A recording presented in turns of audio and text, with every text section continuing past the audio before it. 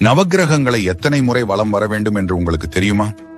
நவக்கிரகங்களை பற்றி வழிபடும் போது அந்தந்த கிரகத்திற்கும் உரித்தான எண்ணிக்கையில் சுற்றி வழிபட வேண்டும். அதாவது முதலில் 9 முறை சுற்றி வணங்கிய பின் அந்த கிரக அனுகிரகத்திற்காக மேலும் விசேஷமாக சுற்றி வந்து வழிபடுதல் வேண்டும். நவக்கிரகங்களை வழிபடுவது நல்லது என்றாலும் எந்த ஒரு கோயிலிற்கு சென்றாலும் மூலவரை வழிபடாமல் வெறும் நவகிரக வழிபாட்டை மட்டும் மேற்கொள்வது தவறானது. நவக்கிரகங்களை நாயகனாக விளங்குபவர் சூரியன். நமது இந்து மதத்தின் 6 பிரிவுகளில் ஒன்றான செளரம் என்பது சூரியனையே முழுமுதல் கடவுளாக கொண்டாடுகிறது. இருகரங்களில் தாமரை ஏந்தி வலப்புறம் உஷா, இடப்புறம் பிரத்யுஷா என 2 மனைவியருடன் 7 குதிரை பூட்டிய ரதத்தில் கம்பீரமாக வலம் வருபவர். எந்த கிரகத்தை எத்தனை முறை வலம் வர வேண்டும் என்று பார்க்கலாம்.